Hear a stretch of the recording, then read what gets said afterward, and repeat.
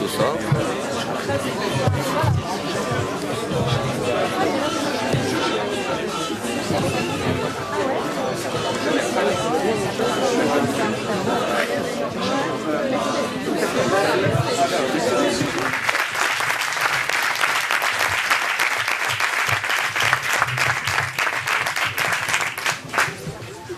Bonsoir à tous, merci d'être là. Je vais essayer de parler assez fort parce qu'on a oublié de prévoir un micro. Je pense que vous arrivez à entendre suffisamment. Oui. Non. Oui, ça va. Bon, ça ne fait rien. Je voulais remercier donc toutes les personnes qui sont présentes ici ce soir. Également, je voulais remercier Dieudonné et puis toutes les personnes qui étaient présents à l'audience l'audience dite surréaliste du 7 mai 2014 que vous avez pu voir et que nous allons reprojeter si ça ne nous ennuie pas. Et ensuite, j'apporterai quelques précisions sur cette audience, hein, parce qu'il y a des choses à dire. C'est une affaire qui n'est pas compliquée, qui est même très simple. En réalité, ce jour-là, j'avais été convoqué devant un faux conseil de discipline. C'est-à-dire que sur 15 personnes qui prétendaient me juger, il y en avait 5 qui n'avaient pas la qualité de juge disciplinaire. C'est aussi simple que ça. Ensuite, nous entendrons plusieurs personnes. Maître Paris, qui est venu ici aussi, qui est là. Vous pouvez l'applaudir.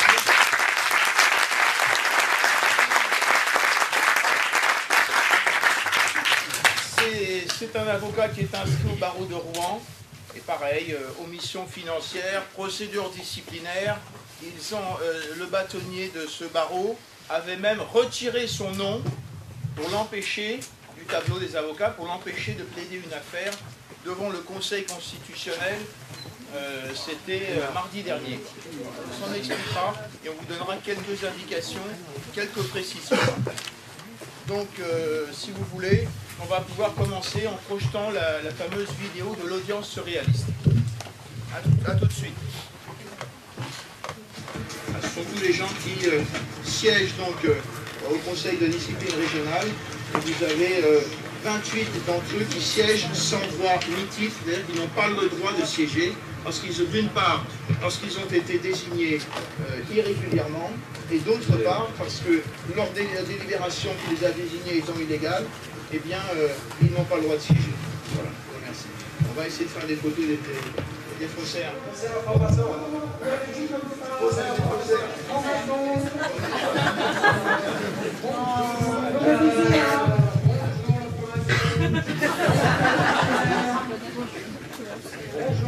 À tout à l'heure. On ne peut pas trouver une plus grosse monstruosité juridique que l'acte d'accusation qui a été proféré, les actes d'accusation proférés contre lui. Donc, c'était évident que je ne pouvais pas ne pas être à ce conseil, quoi. Et je pense que c'est une mascarade. Je pense qu'en plus, ils n'ont pas beaucoup d'humour, parce que nous ne sommes aucunement violents. Nous les caressons même dans le sens du poil. Mais non, c'est des gens qui sont d'une arrogance, qui se prennent très au sérieux, et qui en fait sont d'une ineptie intellectuelle. Voilà ce que je pense. On a rejoint des magistrats sans avoir été capable de citer leur nom. À la potence. À la potence. Nous avons au barreau de la Seine-Saint-Denis comme avocat. Bravo, bravo les faussaires, bravo les faussaires, bravo les faussaires. Bravo. Bravo.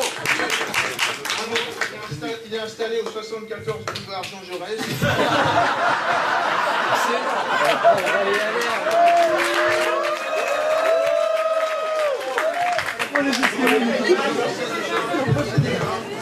C'était pression et des menaces à mon encontre.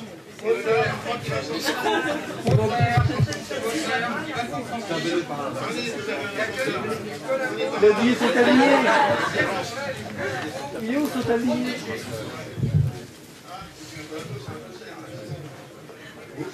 Ça, Seine-Saint-Denis va mal. Très très bien. Joue le corbeau. Il y a une partie des faussaires qui sont faciles, hein, et on attend la soupe. D'accord, ok.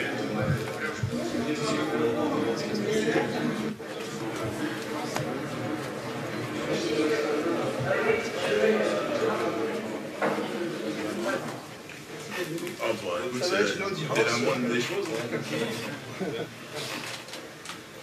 Ça va être une audience. Il y a déjà une dizaine de faussaires qui sont passés là. Ah ouais? Ouais, ils ont été accueillis comme il se doit, quoi. Là, on attend la suite, quoi. Ça devrait être normalement assez relativement rapide. Ils sont tous récusés, donc ils n'ont pas le droit de siéger, mais enfin, ce sont des gens qui ont tendance à se croire au-dessus des lois, quoi. Ils ont fait le même coup à Perpignan, contre un avocat qui s'appelle Jean-Pierre Sébaert Bisonneau, sanctionné par un faux conseil de discipline, radié par le premier président de la Cour d'appel de Montpellier, qui s'appelle Didier Marchal, et ensuite il s'est passé quoi? Quadruple cassation à la Cour de cassation. Et il s'avère que tout est frauduleux, tout est illégal, tout n'est que de la combine. Alors ils ont fait le coup à un autre avocat qui est inscrit au barreau de Lyon, qui s'appelle Alexis Dubruel, donc ils l'ont accusé faussement d'être antisémite, et puis donc ils l'ont radié, pareil, avec une décision qui constitue un faux criminel en écriture publique, une fausse décision parce que le conseil de discipline régional n'avait pas été constitué conformément à la loi. Et dans cette affaire précision, il y a une lettre de dénonciation de Alain Jakubowicz et de Albert Lévy. Et c'est à la suite de ces dénonciations que cet avocat, Alexis Dubruel, qui est installé au barreau de Lyon, a été radié frauduleusement.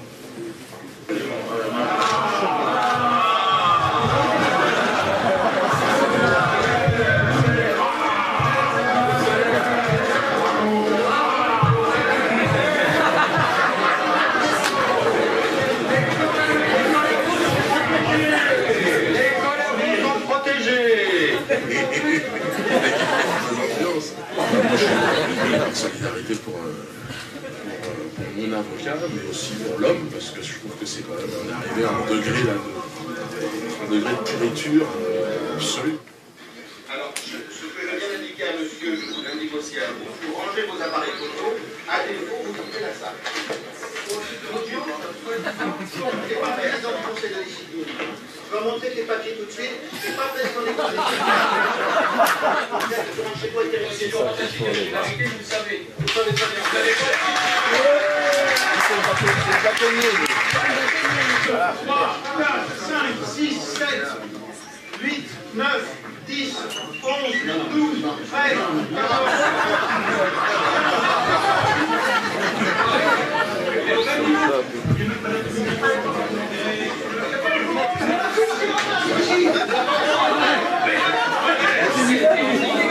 Le conseil de discipline comporte 48 membres. Je vois qu'ici, l'Assemblée n'a pas expliqué. Alors, toi aussi, prends la place qui est la tienne. Tu n'es pas un président du conseil de discipline. Tu n'es qu'un faussaire des dons. Un gangster. Pourquoi? Parce que depuis Saint-Louis, les faussaires, on les tutoie.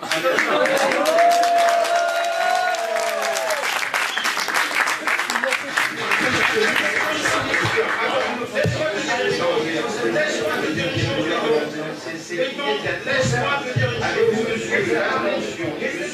Laissez-moi parler.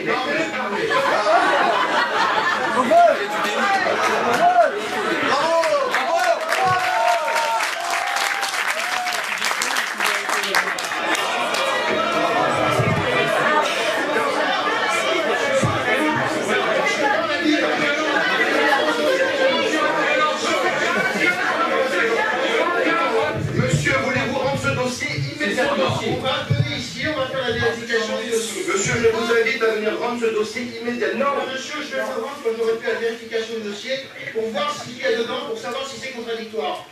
Rendez ce dossier. Non, monsieur, je sais pas.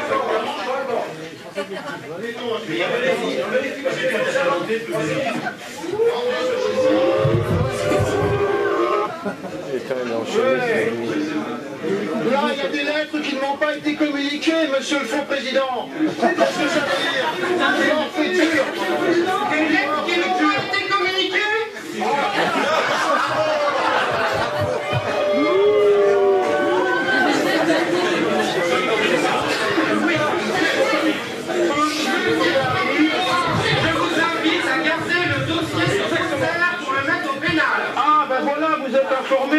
Vous êtes informé du cas de Philippe Maurice, le faux avocat qui a été inscrit. Pour vous avez prononcé la radiation en favorisant un faux jugement.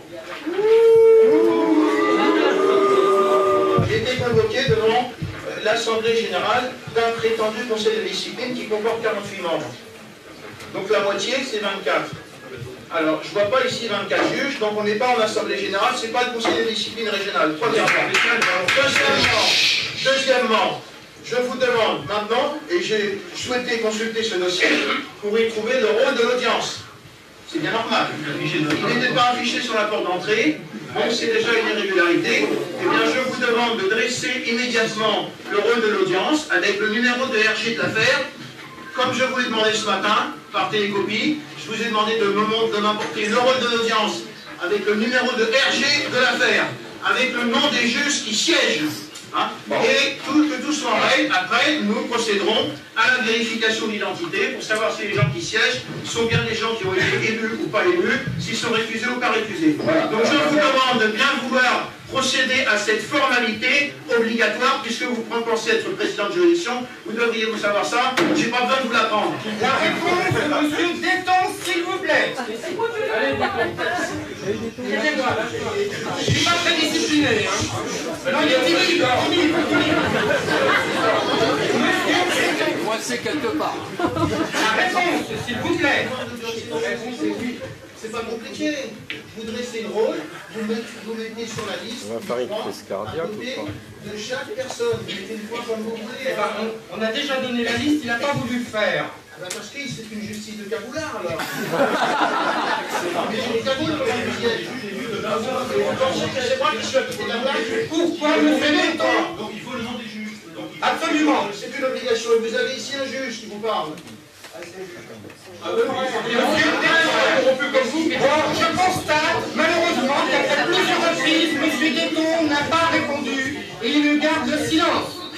Soit il est psychiquement atteint, soit il est timide, je ne sais pas, soit c'est un procès réel et un délinquant. Est-ce que c'est un délinquant?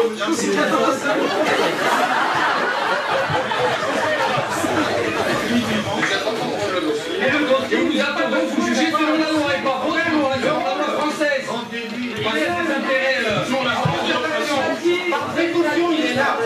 Déton. Présent. C'est un avocat? Oui, il est là. Il est là? Déton. Bravo. Madame Josine Viton. Présente. Secrétaire. Où est-ce qu'elle est? Ici. Bonjour. Monsieur Eric Grandpierre, j'imagine. peut-être un clash. Qu'est-ce qu'il va juger?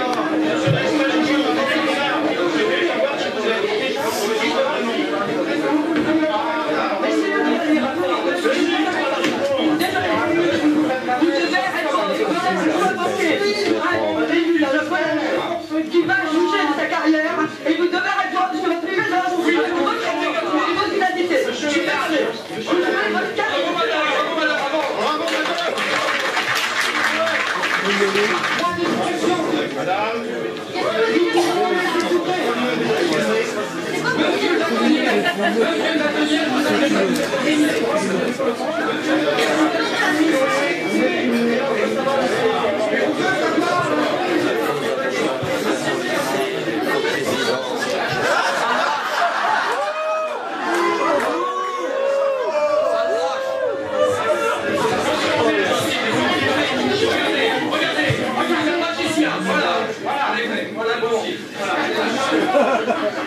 Le dossier n'a pas été volé. Le dossier n'a pas été volé. Et il est sous la responsabilité d'un personnage qu'on a nommé conservateur. De l'ensemble de la collégialité des avocats qui doit pouvoir répondre oui ou non. Nous avons eu deux anonymes ici qui sont encore en train de se régler. Donc les deux anonymes, s'ils ne veulent pas décliner leur identité, absolument, avec qui ça? Pas deux, il y a une liste. Ah, il y en a 10. Non, mais c'est que ça. Oh, il y a 10 anonymes dans les... Donc le problème qui se pose aujourd'hui n'est pas compliqué. Je suis convoqué devant l'Assemblée plénière du Voilà, et pour que vous puissiez se tenir dans des conditions normales et écrites, je vous invite à faire requête le dossier sur ce bureau. Un instant, Voilà. je vais vous répondre. C'est la seule... Merci, monsieur Léon, merci, monsieur Danglars. Je vous réponds très simplement. L'Assemblée générale du Conseil de discipline comporte 24 personnes, titulaires ou suppléants. Donc ici, il n'y a que 15 personnes. Donc vous allez aller chercher ce qui manque, pour commencer.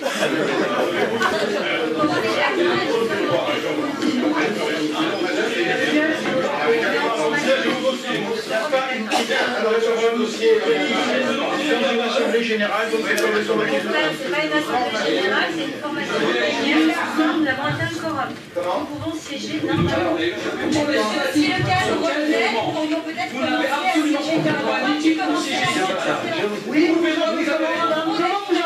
comment vous appelez? Là, on arrête un instant, là, parce que ces deux individus, là, avocat au barreau de Meaux, avocat au barreau de Meaux, m'avaient déjà radié frauduleusement en 2008. Lui s'appelle Éric Noret, et lui, Fabrice Morin. Voilà, ils étaient encore là, ces deux bandits-là. Et la décision avait à l'époque été annulée par la Cour d'appel de Paris. Voilà. Et ils sont encore là. pas vous donner le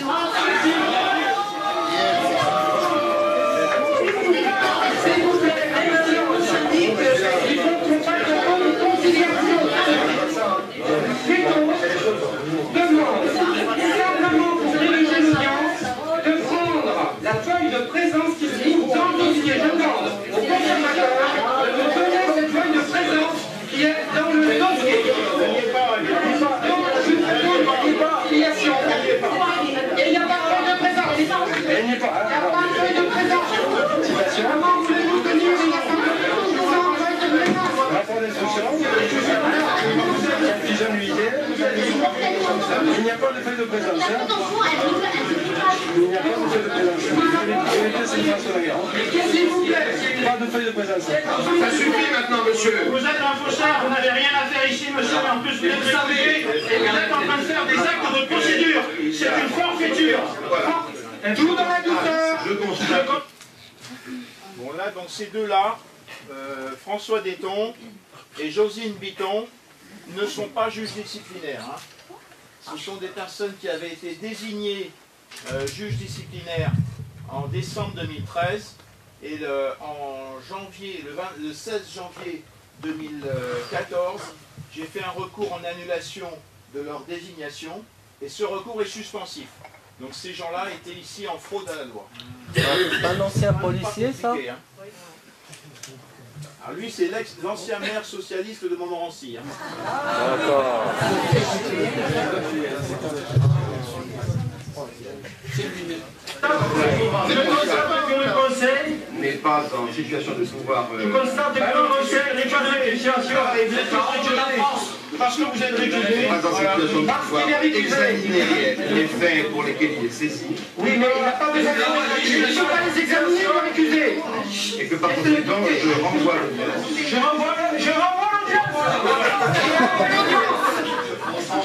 C'est pas encore la voix. À une date qui sera communiquée ultérieurement. À une date qui sera communiquée ultérieurement. Alors moi, merci de vous déporter, monsieur. Merci de déporter. Nous allons continuer l'audience. Merci de vous déporter. On va continuer l'audience. Vite.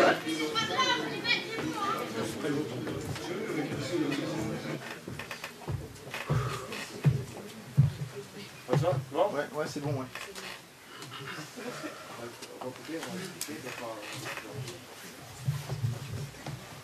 Je vais allumer un peu la lumière pour donner quelques explications. Ça, mets-toi là-bas. Même ça la lumière, vas-y, François.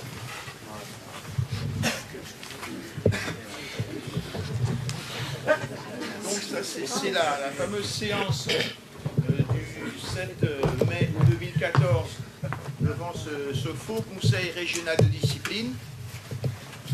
Comment dire, Dans le ressort de chaque cour d'appel, la loi a prévu l'installation d'un conseil de discipline. C'est-à-dire que tous les barreaux qui sont dans le ressort d'une cour d'appel désignent des avocats au plus tard le 31 décembre de chaque année, et ces avocats exerceront la fonction de juge disciplinaire l'année suivante. Et donc ces décisions, c'est des décisions qui sont prises par le conseil, le conseil de l'ordre, c'est-à-dire le conseil d'administration de chaque barreau, et ces décisions peuvent être contestées en justice. Et c'est donc ce que j'ai fait. Et donc contester la délibération du conseil de l'ordre du barreau de la Seine-Saint-Denis et du barreau du Val-de-Marne le 16 janvier 2014. Et ces recours étaient suspensifs. Donc tous les avocats désignés par ces deux barreaux n'avaient plus le droit de participer au jugement des affaires disciplinaires. Ils n'avaient plus le droit de d'assister non plus à l'Assemblée générale. Depuis le 16 décembre, ça faisait 20 avocats, 20 juges disciplinaires qui n'avaient plus le droit de siéger. Il s'est passé quoi? Eh bien, toutes ces personnes se sont réunies en Assemblée générale le 28 janvier 2014 pour élire frauduleusement le président du conseil de discipline, le fameux François Detton que vous avez vu à l'écran. Donc sur ce jour-là, sur 15 juges disciplinaires que j'avais en face de moi, eh bien, il y en avait 5, ceux désignés par le barreau de la Seine-Saint-Denis et ceux désignés par le barreau du Val-de-Marne, qui n'avaient pas la qualité de juge disciplinaire. Et vous les voyez, ça ne les dérange pas. Ça ne les dérange absolument pas, parce qu'ils sont protégés par le premier président de la cour d'appel, par les magistrats de la cour d'appel, par le procureur général et par le procureur de Paris. C'est ça le problème. Quand on porte plainte contre ces situations frauduleuses, eh bien, il ne se passe rien. Donc, ces personnes n'avaient pas le droit de siéger, et c'est la raison pour laquelle, lorsque je leur demande leur nom, eh bien, personne ne veut décliner ni son nom, ni sa qualité, parce qu'ensuite, c'est quand même assez simple. Moi, j'avais le procès-verbal de l'élection, donc avec le nom de chaque avocat, des avocats désignés par chaque barreau, et je pouvais pointer ensuite pour savoir si un tel ou un tel était bien juge disciplinaire ou s'il ne l'était pas, s'il avait le droit de siéger ou s'il n'avait pas le droit de siéger, ça ne les dérange pas. Alors, à la suite de cette affaire, vous avez vu au début un dénommé Gabet, et j'explique que ce personnage avait déjà exercé des pressions et des menaces à mon encontre. C'était en 2006, et c'est lui qui avait rédigé le rapport disciplinaire. Quand une procédure disciplinaire est engagée contre un avocat, un avocat membre de son barreau, membre du conseil de l'ordre, va être désigné pour rédiger un rapport disciplinaire. C'est-à-dire essayer de faire une petite instruction, essayer de regarder si les accusations sont sérieuses, si elles ne le sont pas. Et donc c'est ce fameux Gabet que vous voyez arriver. Alors celui-là, il a bien évidemment déposé un rapport disciplinaire, sinon on ne pouvait pas faire fonctionner la procédure. Et alors ce rapport disciplinaire, sans m'avoir convoqué, sans m'avoir entendu, et bien évidemment, alors qu'il était sous le coup d'une récusation non purgée. Alors, la Cour d'appel, par une décision du 25 juin 2015, a quand même annulé son rapport disciplinaire. Et bien évidemment, quand je suis venu à cette audience, j'avais déposé la veille ou 2 jours avant un dossier en défense. Et le dossier que vous me voyez prendre, c'est mon dossier. C'est le dossier que j'avais déposé. Donc on m'accuse en gros d'avoir volé mon propre dossier. C'est ça le problème.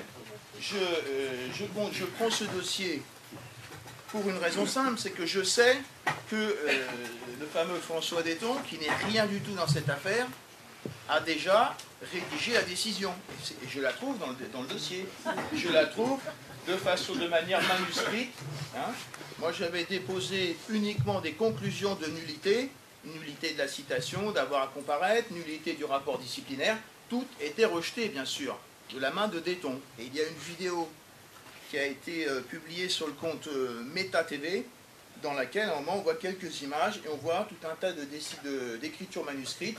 Et ce sont les décisions, comment dire, le jugement qui est déjà pré-rédigé, préfabriqué par le fameux François Déton. Mais on en est là. On en est là. Et donc, le problème, c'est que il y a un article 6 de la Convention européenne qui a été suspendu, on en reparlera ensuite, dans une deuxième partie de la conférence. Et cet article 6 pose le principe que toute personne a le droit de comparaître devant une juridiction constituée conformément à la loi. Bien là, la juridiction n'était pas constituée conformément à la loi, puisqu'il y avait des gens qui siégeaient qui n'étaient pas juges disciplinaires. Autre problématique, c'est que la formation de jugement doit comporter des juges disciplinaires désignés par chaque barreau du ressort. Et là, il devait y avoir des avocats, des juges disciplinaires inscrits donc dans 8 barreaux. Et bien évidemment, il manquait des juges disciplinaires de 2 barreaux. Il manquait un juge disciplinaire pour le barreau d'Auxerre et un juge disciplinaire pour le barreau de Fontainebleau. Alors, une personne a le droit de dire, mais ce n'est pas la juridiction qui est prévue par la loi, donc montrez-moi les documents qui prouvent que cette juridiction a été installée conformément à la loi. Ce n'était pas le cas, j'avais le droit de faire ce que j'ai fait. Et lorsque je leur demande le rôle de l'audience est une simple page format A4 sur laquelle se trouve le nom des juges qui siègent, l'affaire, le jour de l'audience, etc. C'est la raison pour laquelle ce fameux François Déton, bien évidemment, n'a pas voulu produire les documents réclamés. Alors, à la suite de cette... en matière de procédure disciplinaire, il y a un principe. S'il n'y a pas de décision explicite, c'est-à-dire une décision écrite, rédigée, délivrée dans les 8 mois de la saisine de la juridiction disciplinaire, intervient une décision implicite de rejet de toutes les accusations. Et donc, nous étions le 7 mai 2014, et le jour où est intervenue cette décision implicite de rejet de toutes les accusations, c'était le 10 mai 2014. Donc, 3 jours plus tard, par décision implicite, j'ai été, toutes les accusations, les fausses accusations disciplinaires portées contre moi ont été rejetées. Alors ensuite, il s'est passé 2 choses. Le fameux bâtonnier que vous voyez là, Robert Feller, bien sûr, membre du Grand Orient, etc., dans leur loge, il y a un autre avocat que j'ai défendu, Richard Ndemazou, qui est originaire d'Afrique. Alors lui, Richard Ndemazou, on le qualifie de petit serpent dans leur loge, qu'il va falloir écraser le plus vite possible pour l'empêcher de grandir. Alors ce fameux bâtonnier a fait appel. Sa déclaration d'appel est entachée de nullité parce qu'il a tout simplement, pour faire appel, on fait appel d'une décision. On fait appel d'une décision. Si c'est une décision explicite de tel jour. Si c'est une décision implicite, décision implicite.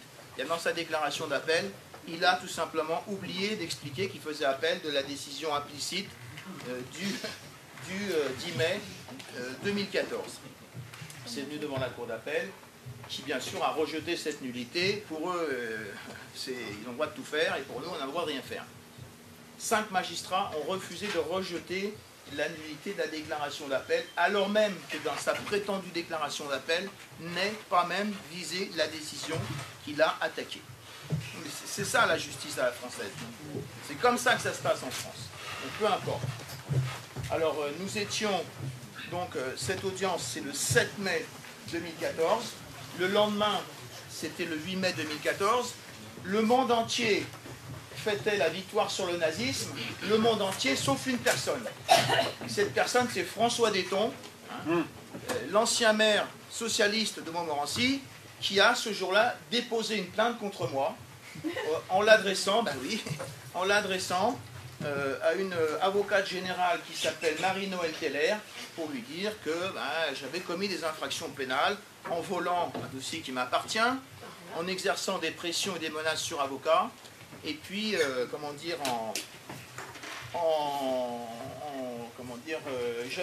j'aurais également exercé des violences, il se plaignait également de violences sans ITT sur avocat. Alors, tout de suite, on s'est empressé.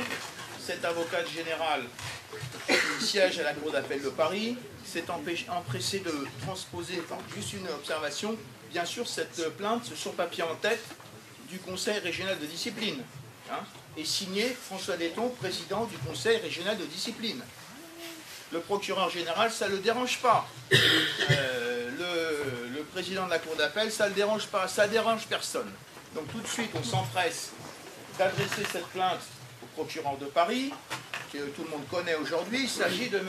François Molins, qui est né dans les Pyrénées-Atlantiques, ou les Pyrénées-Orientales, dans un village qui s'appelle Banyuls-des-Aides. François Molins fait ouvrir une information judiciaire par une substitut qui s'appelle Julie Duez, et bien sûr, c'est violence sans ITT contre avocat, c'est pression et menaces sur avocat dans l'exercice de la profession d'avocat. Vous avez remarqué que là, tous ceux qui siégeaient ne venaient pas en qualité d'avocat pour défendre un client.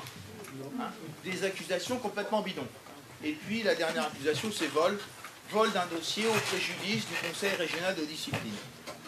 Tout de suite, bien sûr, on désigne un juge d'instruction qui s'appelle Madame Sylvia Zimmermann, qui est membre de la LICRA ou du CRIF, et puis qui a siégé aussi au conseil d'administration de la LICRA ou du CRIF, et qui me convoque tout de suite. Vous voyez que le 30 juin, on voulait tout de suite me convoquer, m'entendre, me mettre en examen et m'interdire d'exercer la profession d'avocat. Bref, je n'ai pas reçu la convocation, je n'ai pas pu y aller, elle est partie en retraite, et ils ont désigné deux autres juges d'instruction, donc Sabine Kéris et puis Cyril Paco. Alors deux observations sur ces juges. Sabine Kéris, c'est la juge d'instruction qui, au mois de mars 2014, a envoyé à l'ambassade du Maroc des policiers en tenue de combat pour remettre une convocation au chef de la sécurité du Maroc. Incident diplomatique parce que des policiers ne peuvent pas s'introduire de force dans une ambassade. Tout le monde le connaît, tout le monde le sait, sauf Madame Sabine Kéris. Comme ça. Et à la suite de ça, rupture de l'entraide judiciaire entre la France et le Maroc pendant 14 mois. Parce que le roi du Maroc tapait du poing sur la table en disant il faut quand même la sanctionner cette juge-là. Ah non, non, elle est très bien, on a besoin d'elle pour faire une chasse à l'avocat. On en est là. Hein. Alors ensuite, donc j'ai été convoqué par ces deux juges d'instruction. Enfin, l'autre juge d'instruction s'appelle Cyril Paco. Alors lui, Cyril Paco, il a une particularité. Le midi, assez souvent, il déjeunait au café, dans une brasserie à côté du palais de justice qui s'appelle le Soleil d'Or. Puis un jour, il part sans payer, bien sûr. Il part sans payer. Alors, il revient pour manger et ensuite le serveur et puis le gérant de cet établissement disent « La dernière fois, vous êtes parti sans payer. » Alors lui dit « Non, c'est pas vrai, j'ai payé. Finalement, il reconnaît qu'il n'a pas payé, il paye. Et il paye le repas qu'il n'avait pas payé, il paye ce repas, et puis il dit, puisque c'est comme ça, je ne reviendrai plus ici. Voilà les gens qui rendent la justice chez nous. Alors bien sûr, quand une information judiciaire est ouverte par des juges d'instruction, je suis informé, j'envoie une télécopie à ces juges d'instruction pour leur dire mon avocat, c'est maître Cuchukian qui est installé au barreau de Marseille. Donc là, le juge d'instruction va me convoquer, mais il a aussi obligation, à peine de nullité de sa convocation, d'adresser une convocation à cet avocat. Et cette juge d'instruction, Sabine Kéris, qui se croit au-dessus des lois, bien sûr, ne lui envoie pas de convocation. Alors je lui fais une télécopie, c'était pour le 28 octobre, je lui dis, écoutez, vous n'avez pas convoqué cet avocat, tout est irrégulier, il ne peut pas venir, je vous demande de renvoyer l'affaire. Elle refuse de renvoyer l'affaire, mandat d'amener. Et l'année dernière, le 9 décembre 2014, à 6 h du matin, on vient taper chez moi pour m'interpeller, m'emmener au palais de justice. Sur 3 infractions imaginaires, violence sans ITT sur avocat, vol d'un dossier de mon propre dossier, et puis la 3e infraction, c'était pression et menace sur avocat dans l'exercice de la profession d'avocat. Ah oui, la totale. Donc ils m'interpellent, ils m'en conduisent au palais de justice, ils me jettent dans une cellule pendant 4 heures. Ensuite ils me mettent les menottes, ils m'emmènent devant les 2 juges d'instruction. Et là on me retire les menottes que lorsque je suis devant les 2 juges d'instruction, bien sûr, avec 2 policiers de chaque côté. Alors sur la convocation, le mandat d'amener, j'ai été convoqué pour être interrogé sur les faits. Je leur dis, ben, écoutez, on est là, je vais répondre à vos questions. On n'a pas de questions à vous poser, vous êtes mis en examen. Sur les 3 faits, sur les 3 infractions imaginaires. Sur plainte de François Detton. Hein. Sur une information judiciaire ouverte par François Molins, le procureur de Paris. Hein. Et là, le réquisitoire est signé de Madame Julie Duez. L'objectif, c'était, quand une personne est mise en examen, cette personne peut être placée sous contrôle judiciaire. Alors, ben, il me place sous contrôle judiciaire et il m'impose un certain nombre d'interdictions, bien sûr. Et entre autres, l'interdiction d'exercer la profession d'avocat. Ah oui, mais le juge d'instruction n'a pas le droit d'interdire à un avocat d'exercer sa profession. Le juge d'instruction peut seulement faire une lettre au bâtonnier pour lui demander de faire placer l'avocat temporairement en suspension provisoire pendant 4 mois. Eh bien, je sors de là, les 2 juges d'instruction, Sabine Kéris et Cyril Paco, je suis mis en examen sur 3 infractions imaginaires, et je suis interdit d'exercer la profession d'avocat. Ça fait que je rentre dans leur bureau de juge d'instruction, je sors de là, je ne peux plus travailler.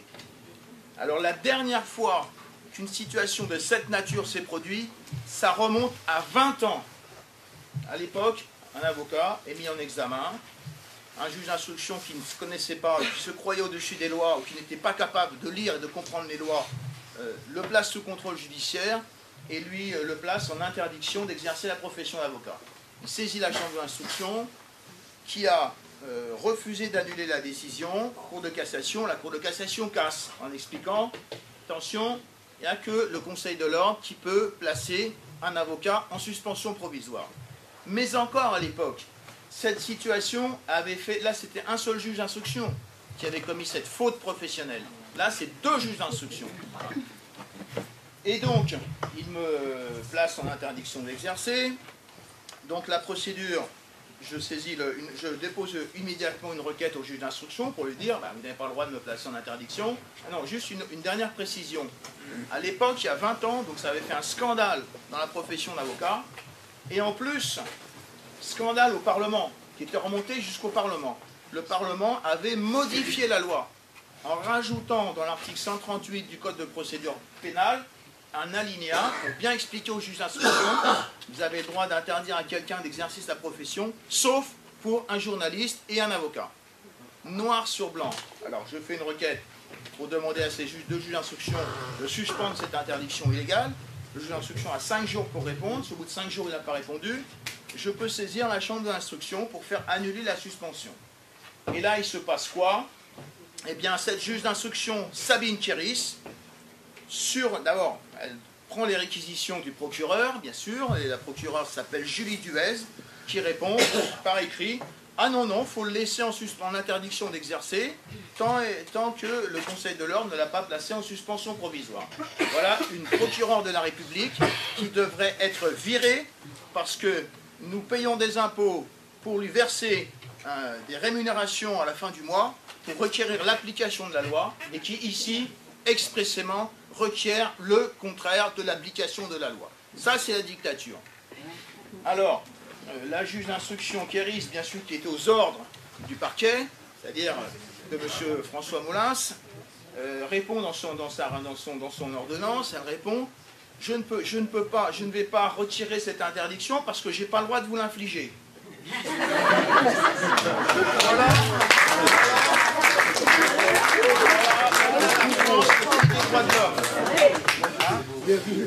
Voilà, ces juges d'instruction m'interdisent illégalement d'exercer la profession d'avocat dans le cadre d'un contrôle judiciaire. Quand on leur demande de lever l'interdiction, c'est ah, je ne la lève pas parce que je n'ai pas le droit de vous la mettre. En gros, alors, je saisis la chambre d'instruction qui a levé cette interdiction illégale. Mais je suis quand même resté pendant 5 semaines illégalement et frauduleusement sans pouvoir travailler. Alors la procédure continue. Bien sûr, on avait désigné 2 juges d'instruction parce que c'était une affaire très compliquée, infernale, ça a été très difficile. Je suis mis en examen le 9 décembre 2014, clôture de l'information judiciaire le 12 janvier 2015, 4 semaines plus tard. Voilà. De la combinaison à 100%. Alors j'ai fait une requête en annulation de toute la procédure, parce que tout était irrégulier dans cette affaire. Bien entendu, la Chambre de l'instruction a rejeté toute cette, toutes les nullités de la procédure. La nullité, c'était par exemple le fait que la juge d'instruction n'a pas convoqué l'avocat. Donc ça, c'est une nullité. Parce que l'avocat doit recevoir par lettre recommandée la convocation au moins 5 jours francs avant la date. Il n'a jamais envoyé. Chambre de l'instruction, bah là, la juge d'instruction a cru que M. Danglin a changé d'avocat. Voilà. Des discours de bistrot. Des discours de bistrot, on en est là. Alors que, en cours de procédure, pour changer d'avocat, il faut un formalisme spécial. C'est l'article 115 du Code de procédure pénale. Il faut que la personne qui veut changer d'avocat vienne devant le greffier du juge d'instruction, lui dit « je vais changer d'avocat » et le greffier dresse un procès-verbal spécial. Le greffier signe le procès-verbal et la personne concernée signe le procès-verbal. Il n'y en a pas dans la procédure. Mais les 3 magistrats de la Chambre de l'instruction ont cru que le juge d'instruction avait pensé que j'avais changé d'avocat. Donc inutile d'annuler cette convocation, parce que s'ils annulent la convocation, ils annulent le mandat d'amener, ils annulent la mise en examen, ils annulent tout. Donc c'est à la tête du client dans ce pays. Hein. Pour nous, pour eux, et tout est possible. Mais pour nous, rien n'est possible. Donc bref, je fais un pourvoi en cassation. Le président de la Chambre de l'instruction dit pourvoi en cassation, non. On n'accepte pas de l'examiner, on verra ça plus tard. Mais oui, mais on est là. Et le président de la chambre criminelle de la Cour de cassation, qui a interdit donc l'examen immédiat de ce pourvoi en cassation, s'appelle Didier Guérin. Alors ce qu'il faut savoir, c'est que vous avez donc désigné comme premier avocat Bernard Puchukian. Quand on est passé devant la Chambre de l'instruction, pour les nullités de la procédure, le premier avocat désigné, Bernard Puchukian, n'a pas été convoqué. Son nom ne figure même pas sur la décision. En 3 secondes, c'est nullité de la décision de la Chambre d'instruction. Ben non, tout va bien. Voilà. Et à la suite de ça, donc, ils m'ont renvoyé devant le tribunal correctionnel, la 14e chambre donc, du tribunal correctionnel de Paris. C'était 2 jours après que Carlos Manuel Valls a suspendu illégalement la Convention européenne de sauvegarde des droits de l'homme et des libertés fondamentales.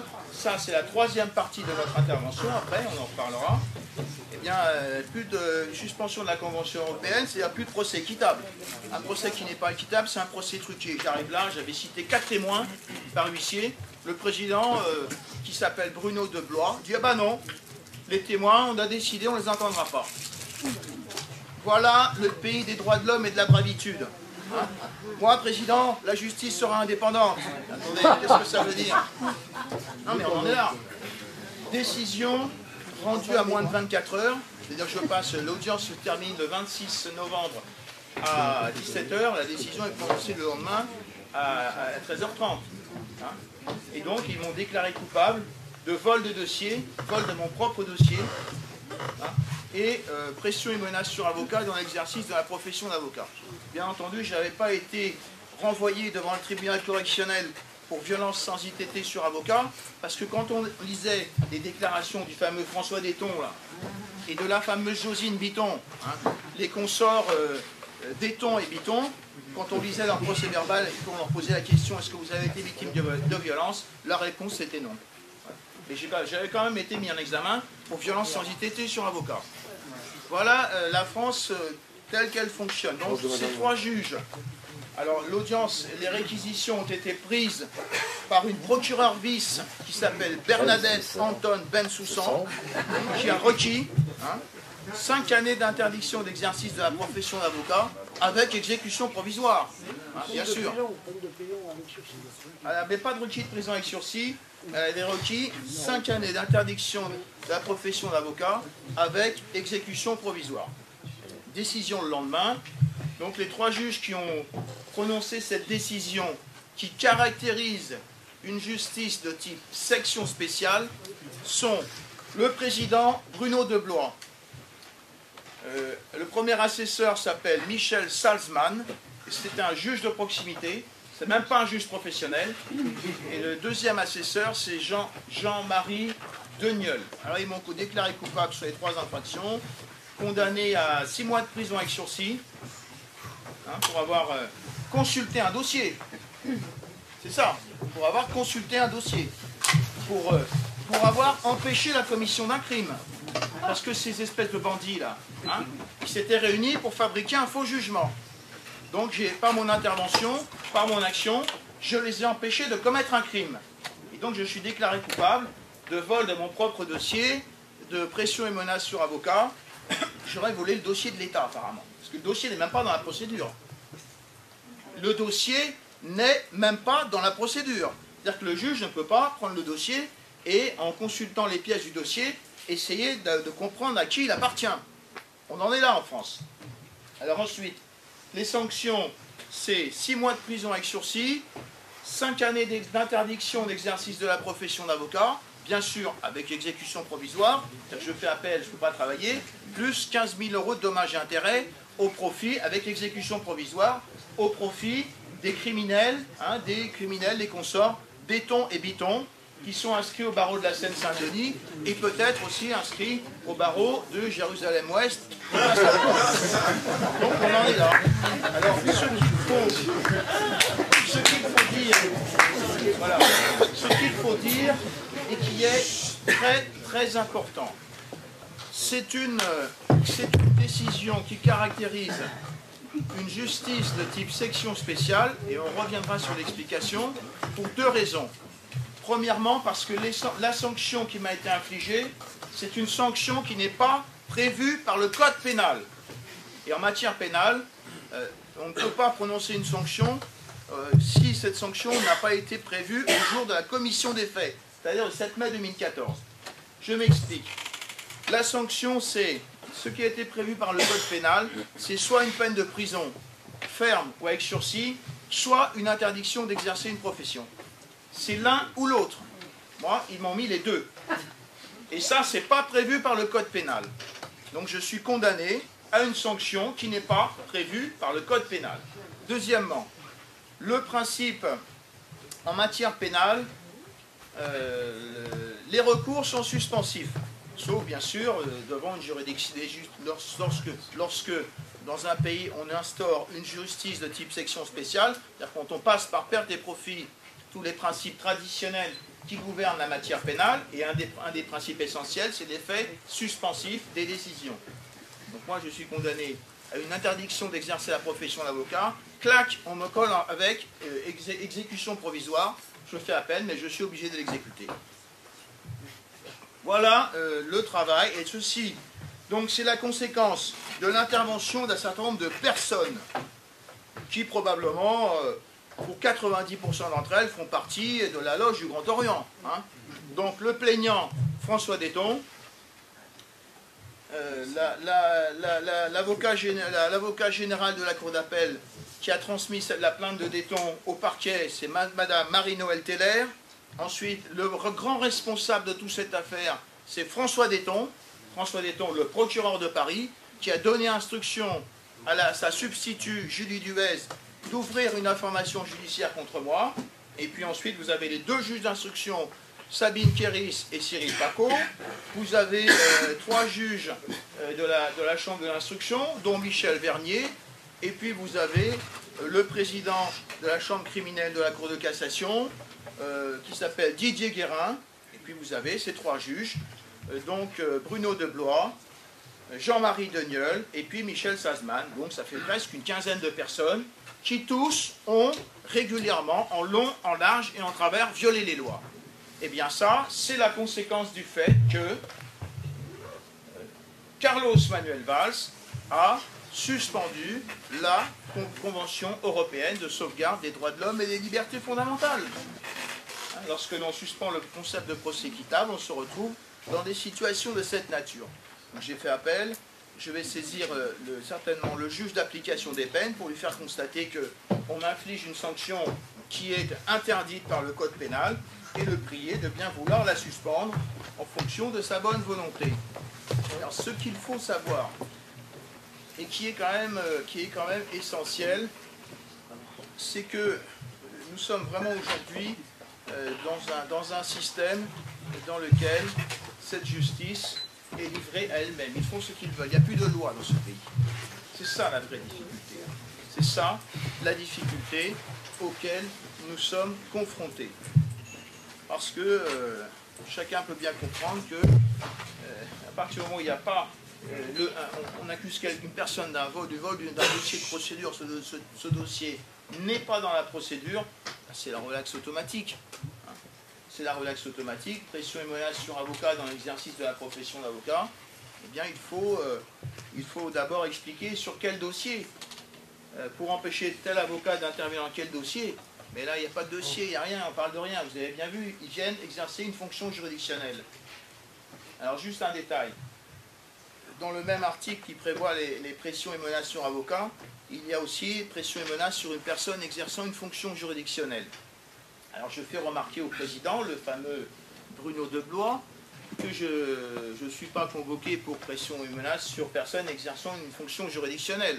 Et je lui dis, ben, écoutez, c'est une accusation qui n'est pas visée par l'ordonnance de renvoi devant le tribunal correctionnel, c'est une accusation qui n'est pas visée par l'incitation.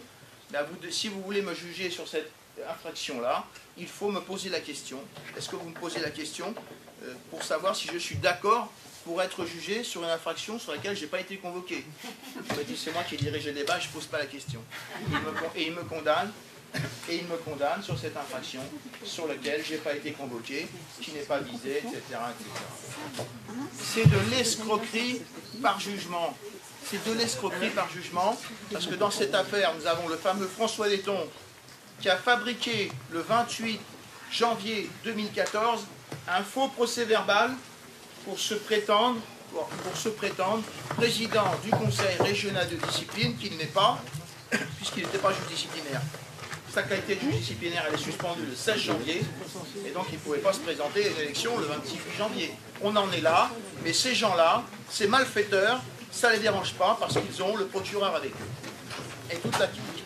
Alors ensuite, vous comprenez bien la situation, il se fabrique un faux procès-verbal, il dépose une plainte sous une fausse qualité, je suis poursuivi et aujourd'hui je suis condamné à lui verser 14 ou 15 000 euros avec exécution provisoire et condamné à une peine de prison et avec interdiction d'exercer la profession d'avocat.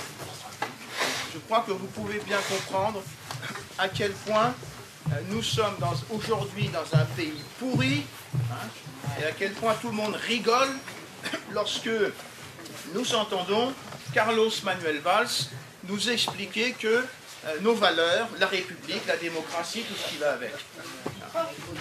Je crois qu'aujourd'hui, il va falloir faire partir ces gens. Voilà, on va passer à la suite, si vous voulez, on va repasser une petite vidéo dans laquelle vous allez pouvoir voir les états de service de M. François Letton. A tout de suite. Vers une réponse autoritaire, dure, qui tourne le dos à ce que nous sommes, qui fracture davantage notre pays. Il y a une réponse républicaine. Je crois que les citoyens de ce pays ont constaté, à la suite de ces attentats dramatiques, la Convention de sauvegarde des droits de l'homme aurait été suspendue d'application dans notre pays. Alors, je voudrais présenter quelques observations sur cette situation, parce que la Convention européenne des droits de l'homme constitue un traité international un petit peu particulier, en ce sens que ce traité international confère des droits aux citoyens. Ce sont les droits qui sont énumérés par ce traité international, liberté d'expression,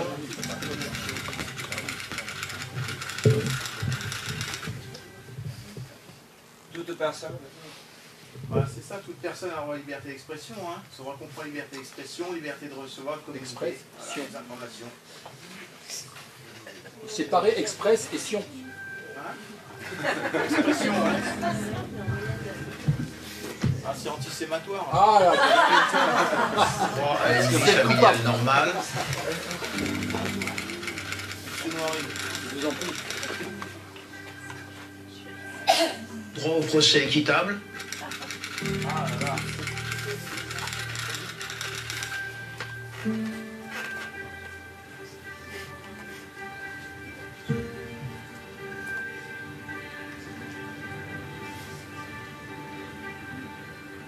Et donc, ce traité international, parce qu'il confère des droits aux citoyens, n'a pu entrer dans notre système juridique qu'après le vote d'une loi. En fait, il y a eu 2 lois, le Parlement a voté 2 lois sur cette problématique de Convention européenne des droits de l'homme, une loi en 1974 pour intégrer dans notre système juridique les principes, les droits fondamentaux énumérés par cette convention, et puis une loi de 1981 pour donner à chaque citoyen la possibilité de saisir la Cour européenne en cas de procès truqué ou en cas de procès irrégulier. Alors, cette obligation d'un vote du Parlement pour faire entrer la Convention européenne des droits de l'homme dans notre système juridique est posée par l'article 53 de la Constitution.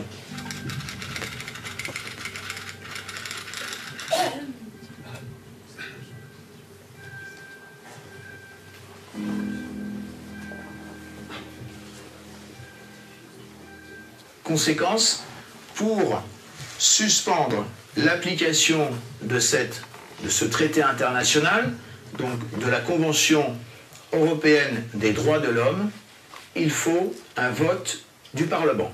C'est le parallélisme, le principe de parallélisme des formes. Cette Convention européenne des droits de l'homme est entrée dans notre système juridique par le vote d'une loi.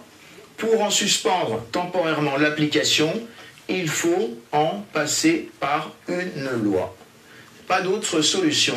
Alors, le Parlement a été saisi sur la question de la prorogation de l'état d'urgence, mais cette loi n'a pas traité de cette question de la suspension de la Convention européenne des droits de l'homme.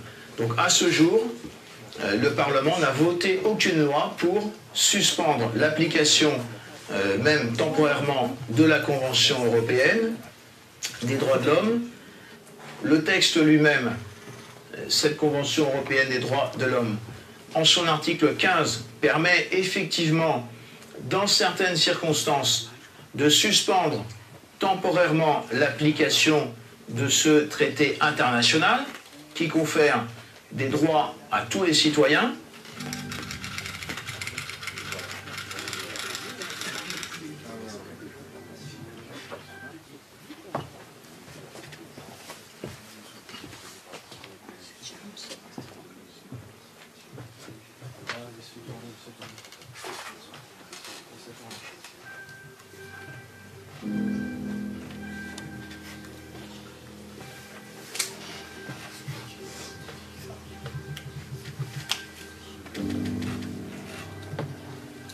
Et la question c'est de la compétence de chez nous, c'est de la compétence de qui? Bien, il suffit d'analyser la Constitution pour constater que c'est de la compétence du Parlement et que ce n'est pas de la compétence du président de la République.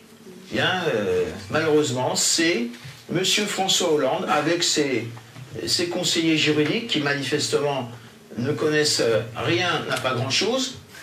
M. François Hollande a décidé lui-même tout seul de suspendre temporairement l'application de la Convention européenne des droits de l'homme. Eh bien, je regrette, mais aucun article de la Constitution ne lui confère ce pouvoir. Il s'agit d'une violation caractérisée de la Constitution il s'agit, on peut même en parler d'un coup d'État.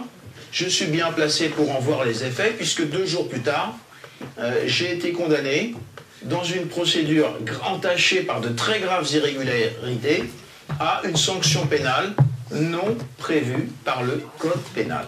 Voilà la situation dont il s'agit.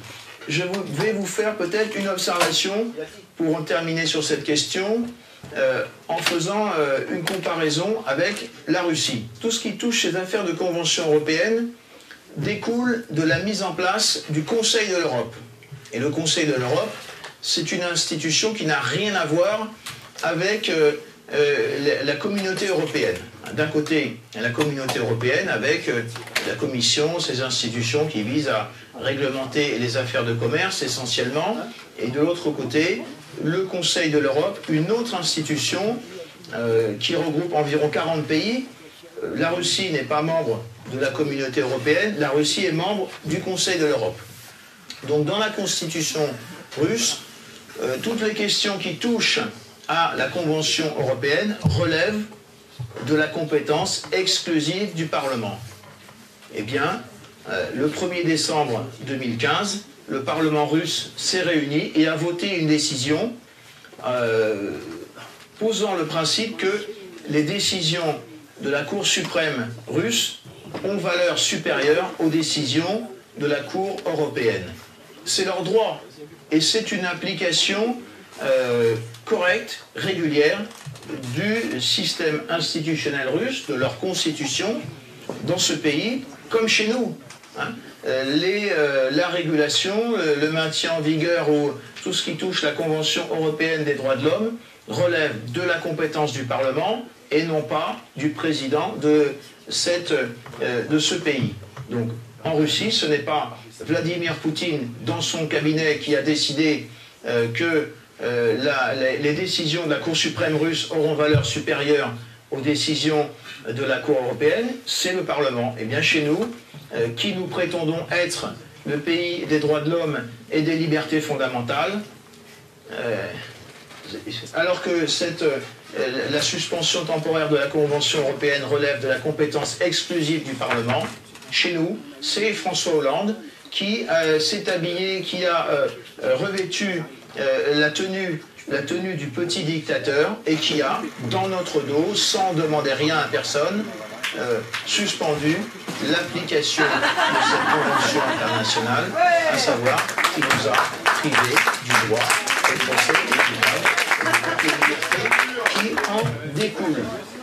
Alors, imaginez si en Russie,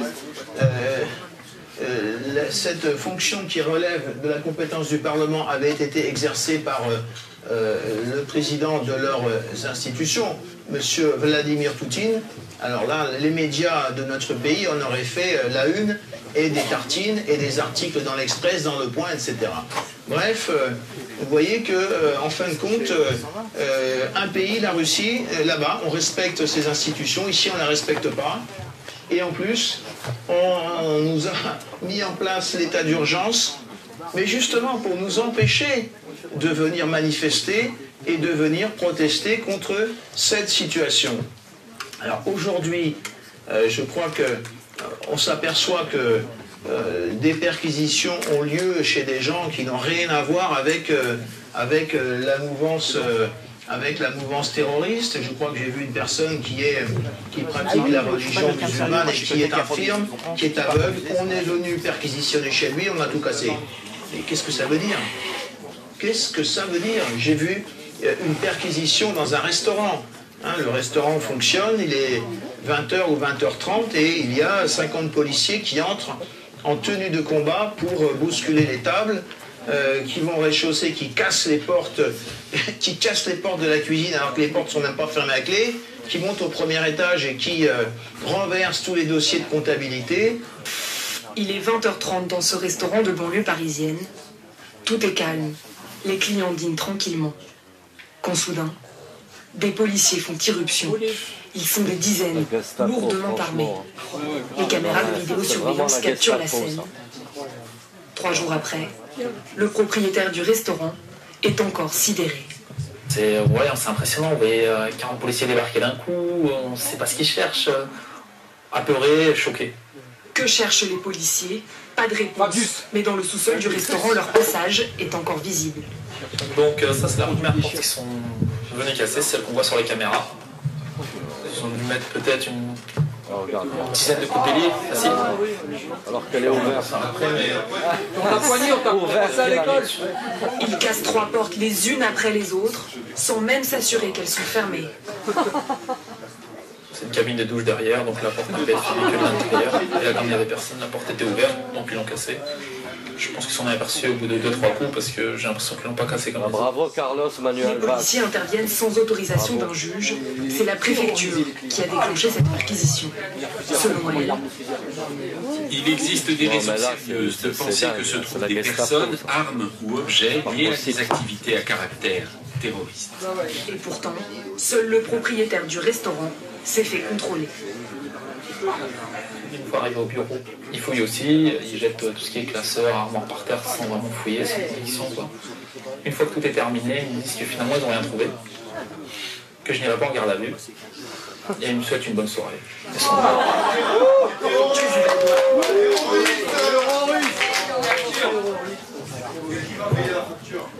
Toi, je pense que la vidéo a bien expliqué la problématique.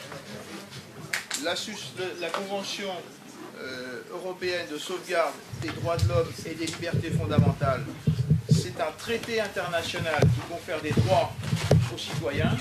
Pour le faire entrer dans notre système, il a fallu voter une loi. C'est le Parlement qui a voté une loi pour intégrer ce traité international dans notre système juridique. Eh bien, pour la suspendre, il fallait, de la même manière, recourir à le vote d'une loi par le Parlement. Et tout le monde sait qu'il n'y a pas eu de vote de loi aujourd'hui. Et la presse n'en parle pas, les parlementaires n'en parlent pas. Il y a quelques-uns qui ont commencé à comprendre qu'il y avait quelque chose de bizarre dans cette situation. Donc, c'est en application de l'article 53 de notre Constitution.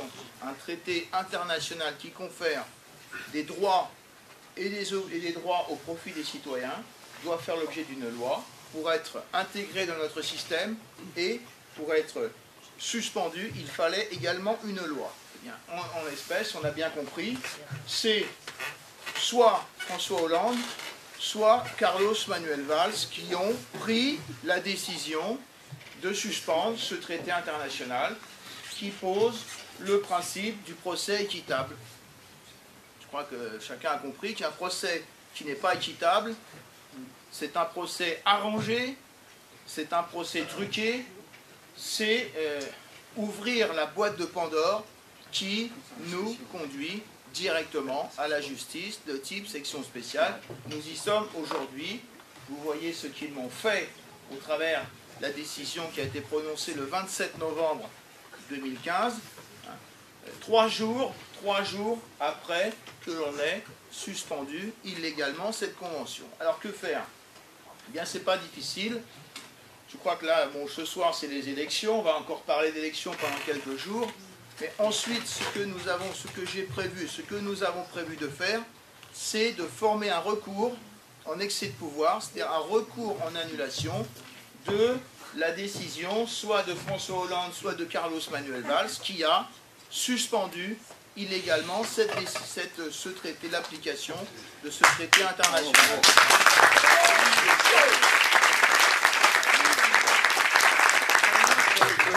Dans notre système institutionnel, bon, il n'y a que 3 autorités. Hein. Le pouvoir exécutif, le gouvernement et l'administration, le pouvoir législatif, le Parlement, et la fonction juridictionnelle. Le traité n'a pas été suspendu par des juges. On serait au courant. Il n'a pas été suspendu par le Parlement. Donc qui a pu le suspendre? Eh bien, le pouvoir exécutif, soit François Hollande, soit Carlos Manuel Valls. Ce n'est pas de leur compétence, donc ils ont commis un excès de pouvoir en qualité d'autorité administrative.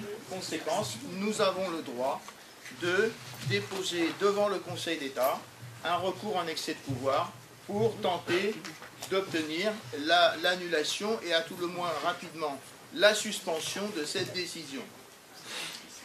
Comment s'est mis en place ce système? Eh bien, c'est tout simplement, pour suspendre cette convention, il faut adresser un courrier au secrétaire général du Conseil de l'Europe.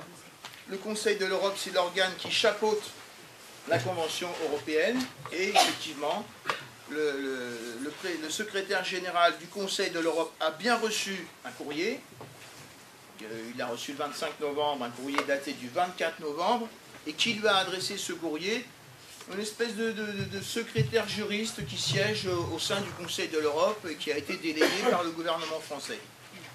Mais cette personne, bien évidemment, a agi sur les instructions, soit de François Hollande, soit de Carlos Manuel Valls. Donc, l'essentiel, c'est qui a pris la décision, qui a donné instruction à cette personne, à ce juriste d'opérette, d'écrire un courrier au secrétaire général du Conseil de l'Europe pour lui dire, voilà, la France, temporairement, va suspendre la Convention européenne. En fait, dans le texte, ce n'est pas marqué de cette manière, c'est tout simplement écrit, vous connaissez les formules à la François Hollande, on envisage de violer les droits de l'homme, tout simplement. Mais c'est tout. Soit on suspend pas.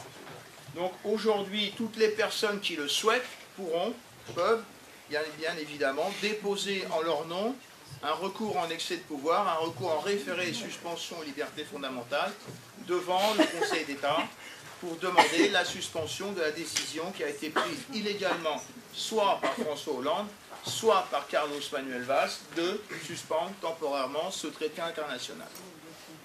Vous aurez peut-être des informations sur Internet, où vous pourrez suivre. Alors, la troisième partie de cette petite conférence, c'était pour vous expliquer que nous avons décidé de créer, sous la forme d'une association, une commission nationale d'enquête sur la justice, pour justement commencer à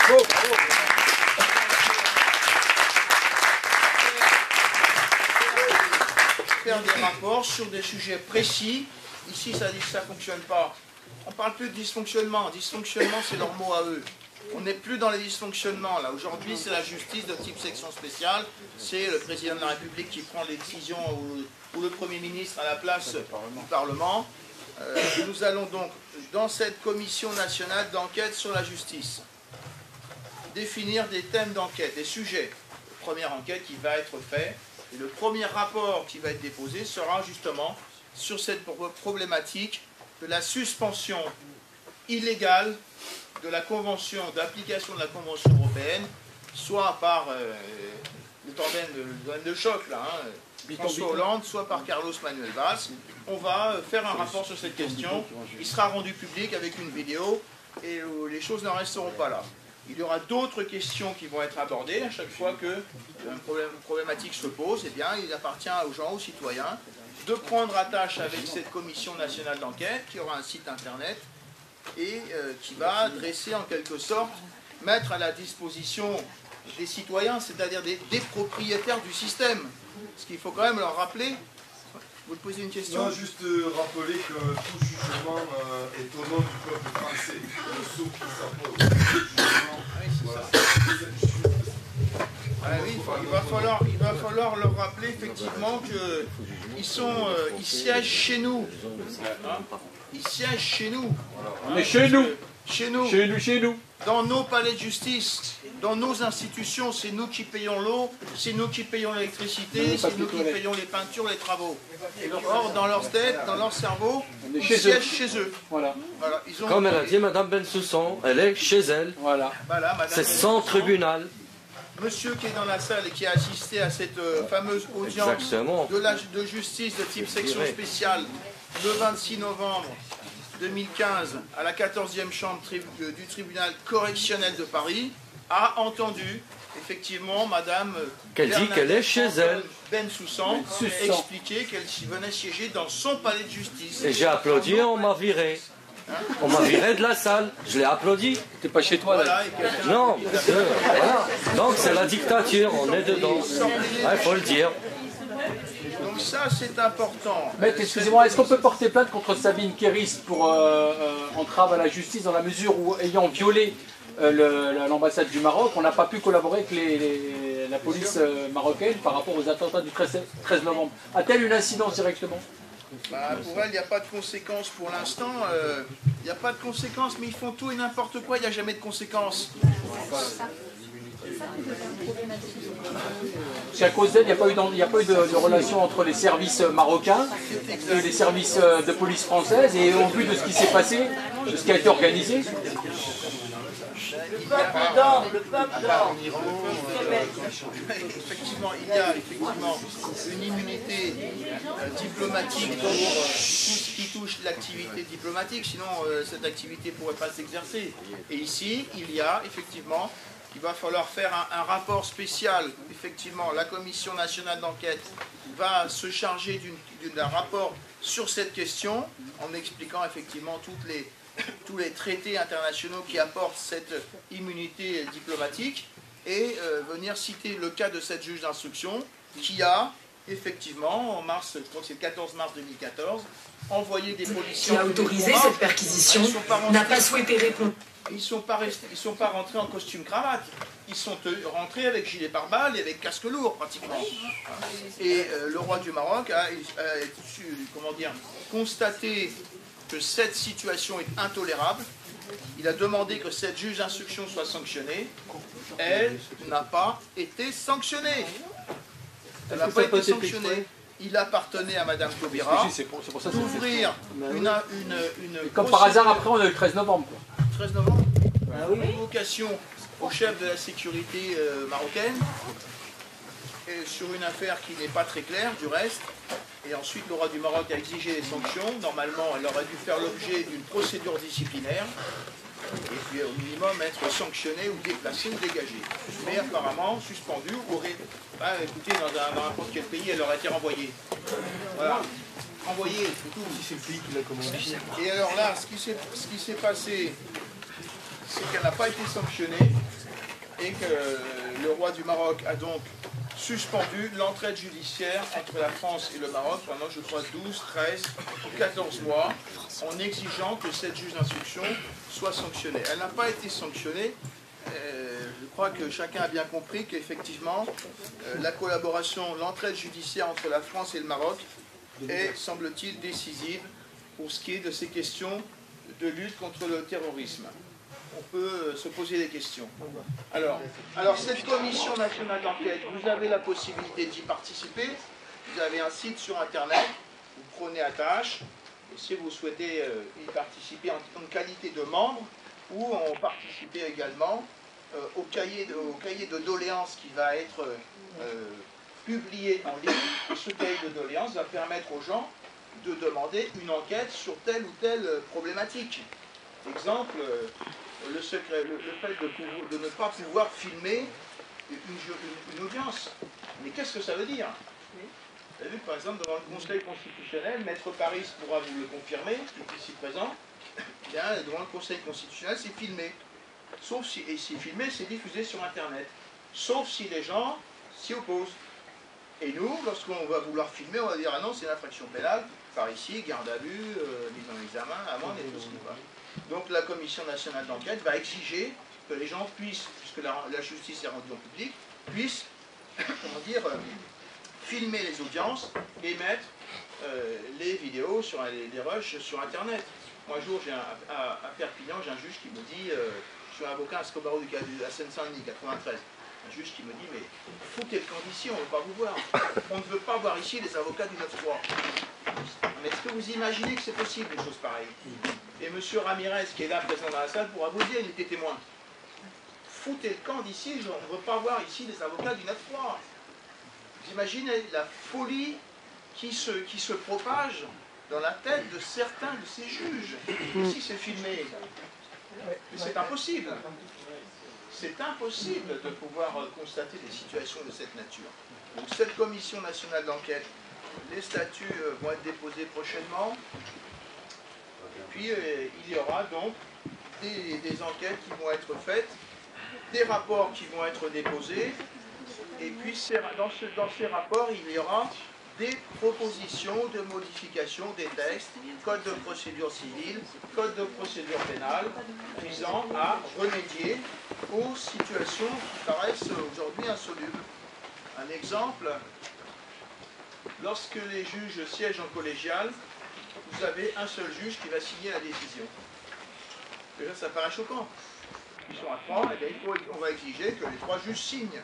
Et puis surtout, ce qu'il faut exiger, comme modification législative, c'est la possibilité pour le juge d'exprimer des opinions divergentes. Dans les juridictions anglo-saxonnes, à la Cour européenne, si une majorité de juges va dans un sens et qu'un ou deux autres juges estiment que cette décision n'est pas valable dans sa motivation, eh bien, un ou plusieurs juges pourront rédiger une opinion divergente, expliquer pourquoi ils ne sont pas d'accord avec la solution qui a été adoptée, et cette opinion divergente est jointe à la décision. Donc il faut entrer dans ce processus-là, et surtout, il faut poser le principe que lorsqu'on aura pu faire cette réforme, il faudra exiger que s'il n'y a pas, poser le principe que s'il n'y a pas dans une décision d'opinion divergente, alors pour la responsabilité civile, pénale et disciplinaire, les 3 juges seront considérés comme ayant adopté la décision. Parce qu'aujourd'hui, dans une formation de jugement, vous avez 3 juges qui prennent une décision sur une fausse pièce. Là, on ne sait pas qui est responsable. Parce qu'il y en a 2 qui vont prendre la décision, peut-être un qui ne sera pas d'accord. On peut difficilement les poursuivre. Donc c'est ce processus-là qui va s'engager, et chacun d'entre vous, tout le monde y a intérêt. On n'est plus dans une espèce, dans un système de dysfonctionnement ou de combinaison, des choses comme ça. Plus rien qui fonctionne, ils font ce qu'ils veulent. Plus personne n'est à l'abri. Et puis le problème, c'est que quand on est entraîné dans ce genre de système, on ne peut pas s'en sortir.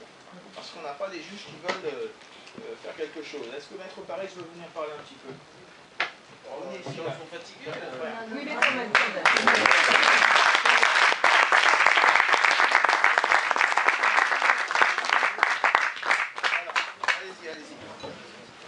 Frère, merci de me laisser la parole.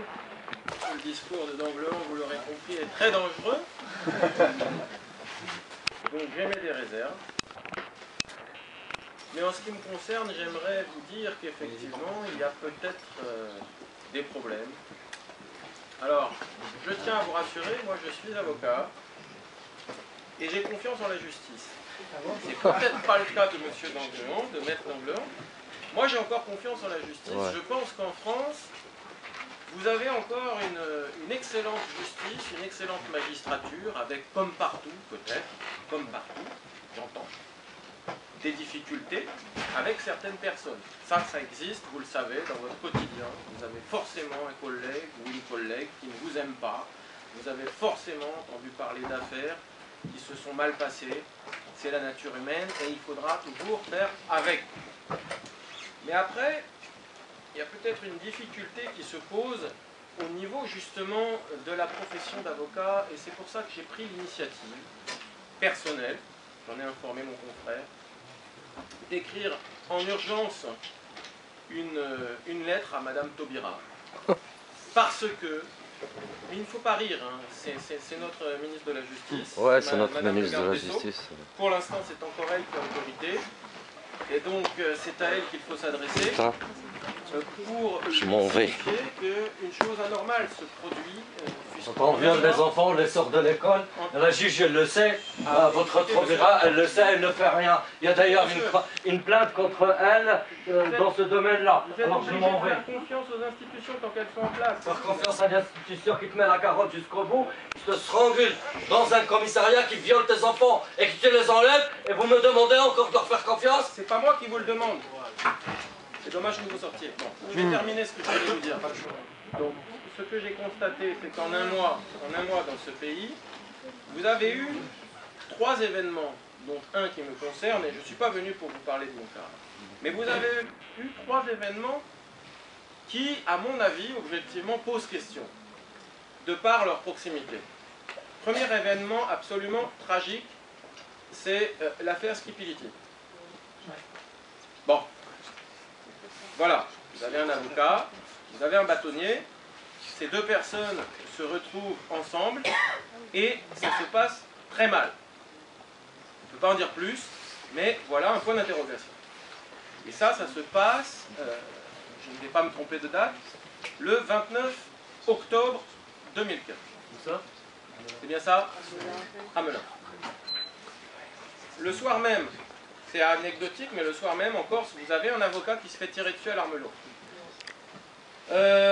Le jeudi 26 novembre, Maître d'Anglehan vous a expliqué qu'il fait l'objet d'une condamnation et il prétend, mais je suis très prudent, il prétend que cette condamnation interviendrait du chef d'une seule et même infraction, ce qui signifierait qu'effectivement on a un cumul de sanctions illégales en ce qui le concerne.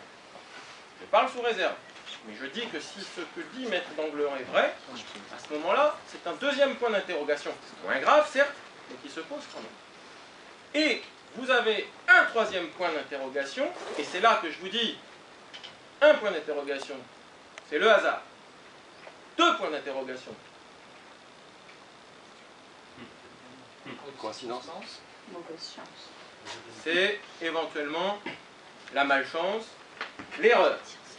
Mais quand en un mois, vous avez trois points d'interrogation qui se posent, eh bien moi, je ne me pose plus de questions. Et le troisième point d'interrogation me concerne. Je ne suis pas venu vous parler de moi. C'est pas intéressant. Je me débrouillerai, je suis un grand garçon. Et quand même, je vous informe que j'ai pris l'initiative d'écrire à Madame Taubira, n'en déplaise à ce monsieur, c'est encore notre ministre de la Justice, et s'il est en contentieux avec elle, eh bien, il y a encore une justice, il faut avoir confiance en vos magistrats, mais vous avez trois affaires qui ne mettent pas en cause les magistrats, À mon avis, pas en tous. qui mettent en cause trois avocats. Donc, soit vous avez Maître Skipiliti, Maître d'Anglehan et Maître Paris, qui parlent ici, qui seraient des gens fous, malhonnêtes, etc. C'est possible, on ne peut pas l'exclure. C'est une question qui se pose, pourquoi pas. Mais on ne peut pas l'affirmer et enquêter à charge contre ces trois avocats, il faut aussi enquêter à décharge, et c'est la question qui se pose. Alors en ce qui me concerne, j'ai été accusé, je prétends, et je m'en défends, que c'est à tort. On verra bien ce que dira la justice, parce que moi, je l'affirme et je le maintiens, j'ai confiance en mes juges. Si aujourd'hui la justice n'était pas venue m'aider, eh bien je ne serais pas avocat, mais je comprends aussi que certaines personnes perdent confiance, et je vous le dis, j'ai écrit une lettre qui partira demain en chronopost pour notre garde des Sceaux, pour l'alerter que le troisième événement me concerne et que c'est cette fois-ci un de trop, puisque moi je suis accusé d'avoir porté des menaces de mort contre des confrères bâtonniers, et je le conteste. Voilà. Donc, je crois que déjà, il y a ce problème-là qui se pose. Que se passe-t-il en un mois? Et ensuite, c'est pas le tout de poser des problèmes, c'est que je crois qu'il faut aussi voir l'espoir et les solutions. Alors, les initiatives de Maître d'Anglehan sont excellentes, mais ce sont des initiatives privées et individuelles. Moi, ce que je souhaiterais, c'est qu'il y ait une enquête parlementaire. Voilà.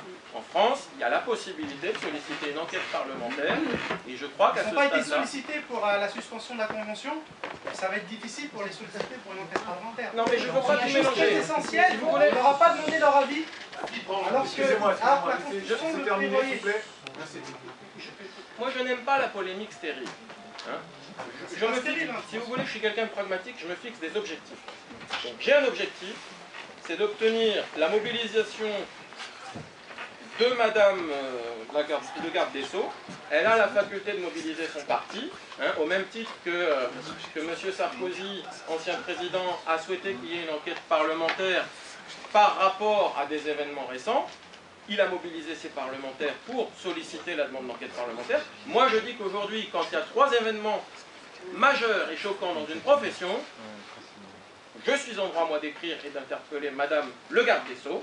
Quoi que je pense, quoi que vous pensiez, c'est notre ministre de la Justice. Bon, voilà. Donc je tenais à le dire ici. C'est ma démarche personnelle qui, si vous voulez, peut venir croiser celle de Maître d'Anglehan. Et puis après, j'aimerais aussi vous dire que je crois qu'à un moment donné, il faudra en venir à parler d'une chose importante, c'est qu'en matière de justice, c'est d'abord une question d'argent qui se pose. Pourquoi? Parce que demain, si vous avez besoin d'un avocat, eh bien, il vous faudra un avocat autonome, un avocat puissant, un avocat qui n'a pas de problème. Alors je sais que les avocats sont mal aimés, mais voyez-vous, même si je pose des questions sur ma profession, eh bien j'aime mon métier et j'entends ici dire qu'il y a un problème dans ce métier, c'est que nous n'avons plus les moyens. Pourquoi? Vous avez vu que les avocats ont manifesté dans la rue pour l'aide juridictionnelle. Mais ça, c'est un débat, si vous voulez, qui est vraiment léger, parce que le vrai débat, c'est qu'il faut modifier l'état d'esprit de la justice. D'une part, il faudrait que la justice, lorsqu'elle donne d'excellentes décisions de principe et qu'elle condamne une faute, il faudrait qu'elle l'indemnise de manière intégrale, parce que cela permettra aux gens, eh bien, d'être récompensés dans leur action contre la malhonnêteté, et cela leur permettra aussi d'avoir les moyens de rémunérer leur avocat. Ça, si vous voulez, cette idée-là, c'est un petit peu un regard qui se porte de l'autre côté de l'Atlantique pour voir comment là-bas, les avocats arrivent à être forts. Forts pour qui? Eh bien, pour les justiciables qui les sollicitent. Parce que il faut quand même comprendre une chose, et je ne suis pas là pour vous parler d'argent, ce n'est pas le problème, c'est que je vous parle de votre justice. Si vous avez des avocats qui ne sont pas, comme moi par exemple, à jour de leur cotisation, ce n'est pas parce que j'ai décidé, moi, de défier le système. C'est simplement parce que mes clients, vous, quand vous venez chez moi, eh bien, à chaque fois c'est le même discours, maître, je n'ai pas d'argent, mais aidez-moi, au secours. Il y a un délai là qui tombe au bout de 2 mois, et dans 5 jours il sera trop tard. Et oui, mais moi je vais travailler 20 heures.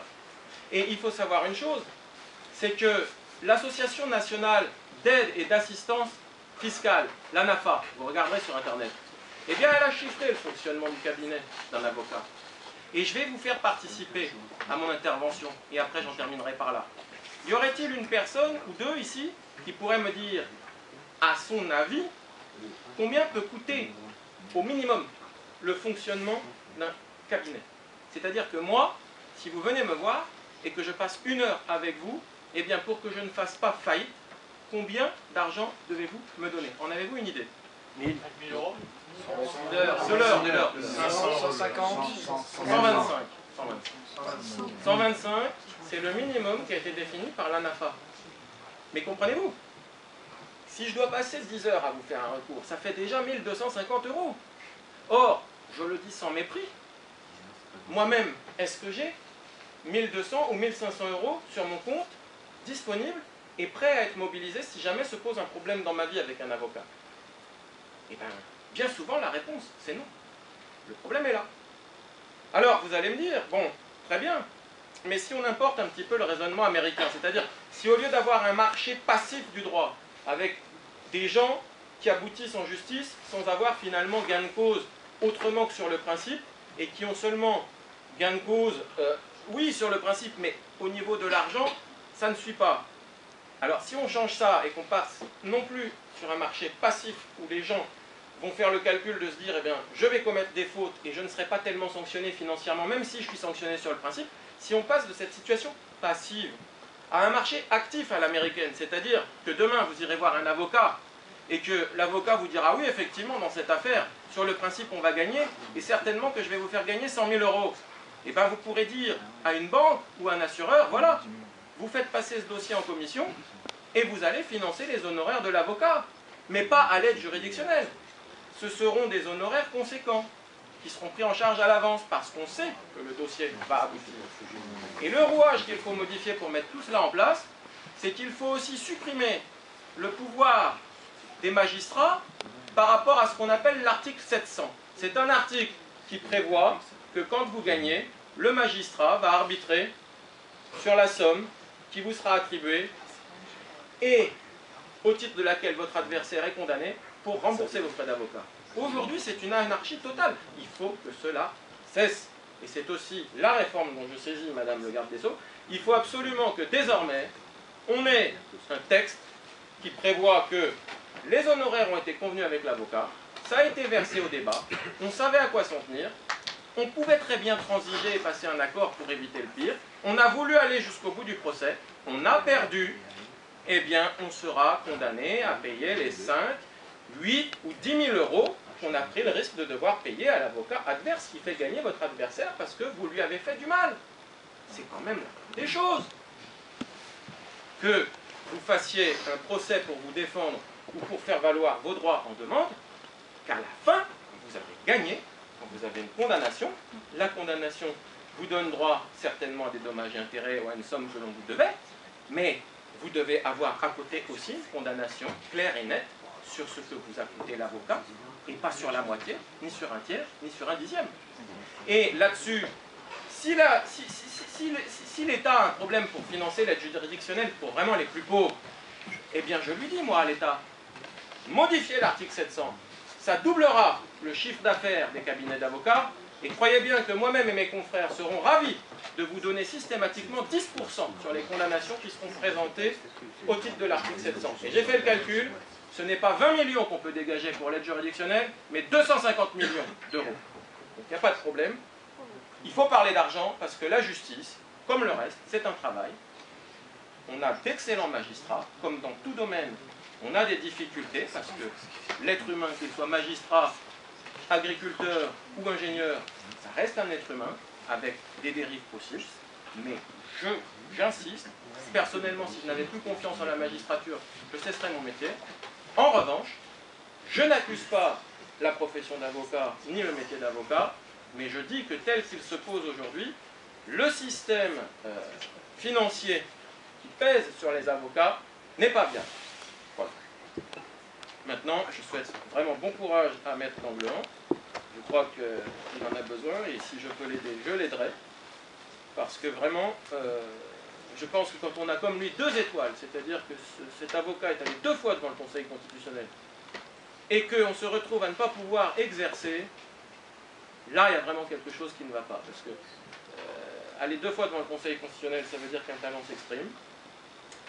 Écoutez, moi maintenant j'ai la chance d'avoir une étoile, j'y suis allé une fois, mais lui il y allait 2 fois, vous voyez. Et je considère que dans mon métier, aller au Conseil constitutionnel, c'est un petit peu comme aller en finale de Coupe du Monde pour le football. Vous voyez ce que je veux dire.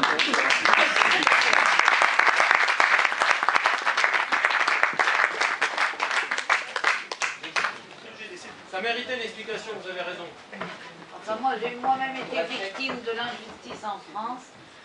J'ai été incarcérée aussi dans un coup d'État au Cameroun en 84 parce que j'avais écrit dans Cameroun Tribune que c'était Mitterrand qui avait, le gouvernement de Mitterrand qui avait organisé un faux coup d'État pour mettre Consolidé Villa en place. Il y a eu 2500 fusillés innocents. Moi, j'ai failli être tuée, j'étais incarcérée dans ce coup d'État, entre autres. Je suis, depuis très longtemps, persuadée que la France est une dictature. Je pense que maintenant, on est arrivé à un point, je repars au Cameroun d'ailleurs, tellement je suis écœurée par ce pays, avec ses false flags, et tout ce qui s'y passe, c'est une honte. Les Français sont des moutons, effectivement. Maintenant, moi, j'ai fait de la prison. J'ai fait plus. J'étais condamnée illégalement pour aide à un clandestin. Je sors de prison maintenant. J'ai pris 6 ans, ça n'existe même pas. J'ai vu un magistrat qui m'a dit, qui est devenu un ami d'ailleurs, qui m'a dit, mais qu'est-ce que...